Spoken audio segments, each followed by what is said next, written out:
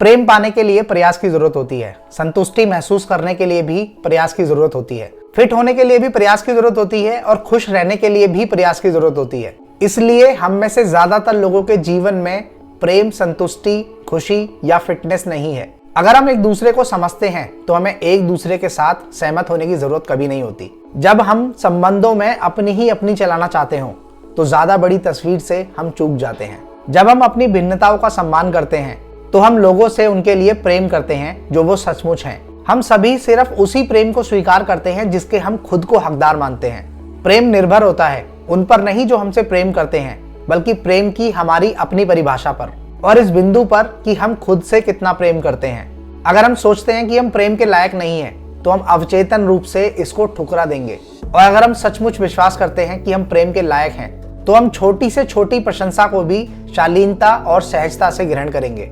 जिन लोगों से सबसे ज्यादा प्रेम किया जाता है वे वही लोग होते हैं जिन्हें यह विश्वास होता है कि वो प्रेम करने के लायक हैं। आप किसके साथ अपना जीवन बिताने का निर्णय लेते हैं, ये सबसे बड़े निर्णयों में से एक है जो आप अपने जीवन में लेते हैं। इसे हल्के में ना लें। जिस भी साझेदार को आप चुनते हैं वो प्रत्यक्ष या अप्रत्यक्ष रूप से आपके खाली समय, कामकाज, वित्तीय और सबसे महत्वपूर्ण बात, आपकी खुशी को तय करेगा। यह एक ऐसा निर्णय है जिससे उलटना दर्दनाक हो सकता है। यह एक ऐसा निर्णय है जो लगभग आपके सभी निर्णयों को प्रभावित करेगा। यह एक ऐसा निर्णय है जिससे आप हर सुबह या तो गर्व महसूस करेंगे या फिर घुटन।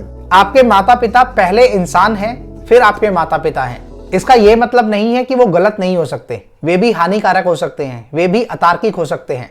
ये ना सोचें कि वे सबसे ऊपर हैं। जब तक आप वित्तीय दृष्टि से अपने माता पिता पर निर्भर हैं, जब तक ही आप उनके प्रति जवाबदेह हैं। माता पिता के रूप में उनका सम्मान करने के बावजूद अगर आप उनसे स्वतंत्र होना चाहते हैं तो अपने लिए आप वित्तीय स्वतंत्रता खरीदें। जब आपसे कोई कहता है कि आप नहीं समझ पाएंगे कि मैं कैसा महसूस कर रहा हूं, तो खुद को यह याद दिलाएं कि वो अपने जीवन की बुनियादी सच्चाई आपको बता रहा है। हम कभी नहीं जान सकते, हम सचमुच कभी नहीं जान सकते कि सामने वाला आखिर किससे गुजर रहा है। इससे चोट पहुंच सकती है, खासतौर पर अगर सामने वाले से आप प्रेम करते हैं। लेकिन सच्चे प्रेम का मतलब कई बार यह समझना होता है कि आप उनकी स्थिति को नहीं समझ सकते। आपके सच्चे मित्र वो हैं जो आपके सफल होने पर सचमुच खुश होते हैं। दूसरों के लिए वे सच्चे मित्र बने। ज्यादातर लोग ये कहते हैं कि सच्चे मित्र वो होते हैं जो मुश्किल समय में आपके साथ रहते हैं, लेकिन मेरे हिसाब से ये गलत है, क्योंकि कोई भी हमारे मुश्किल समय में हमारी मदद कर सकता है। हमारे पास तो दरअसल ऐसे मित्र होने चाहिए जो हमारी उपलब्धियों पर कभी ईर्ष्या ना करें, बल्कि उनके लिए जश्न मनाएं। ऐसे मित्र खोजना बहुत ही दुर्लभ है, लेकिन हम सभी ऐसे मित्र चाहते हैं। क्यों ना हम खुद ऐसे मित्र बन जाएं? क्योंकि आपको जिस चीज की सबसे ज्यादा इच्छा है, जब वो चीज आप किसी को देते हैं तो आपकी इच्छा भी पूरी हो जाती है। अगर आप इसलिए कुछ देते हैं कि आप बदले में कुछ चाहते हैं, तो ये दान नहीं है, ये आदान प्रदान है। अगर आप किसी ऐसे व्यक्ति से दूरी बनाना चाहते हैं जिनसे अब आपका तालमेल नहीं बैठता, तो इसका मतलब ये बिल्कुल नहीं है कि आपको उनकी परवाह नहीं है। इसका तो सिर्फ ये मतलब है कि आपका उनके साथ जो रिश्ता है उससे ज्यादा परवाह आप खुद के साथ अपने रिश्ते की करते हैं।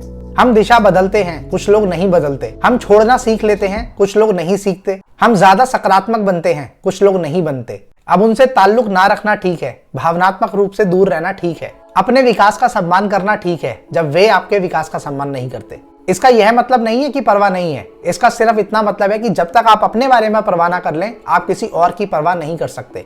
ऐसे संबंधों से बिल्कुल दूर रहें जो आपके अंदर की ऊर्जा को चूसते हों।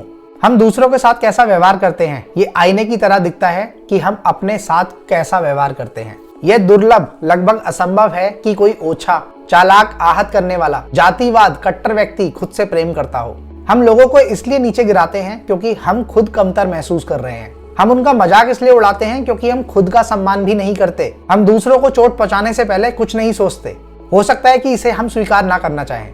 जो लोग अंदर से सचमुच छलनी होते हैं उनमें आंतरिक शांति का अभाव होता है, लेकिन सचमुच खुश, संतुष्ट और प्रगतिशील लोग ऐसी बातों पर कभी भी ध्यान नहीं देते और वो दूसरों को नीचे गिराने के बारे में कभी सोच भी नहीं सकते।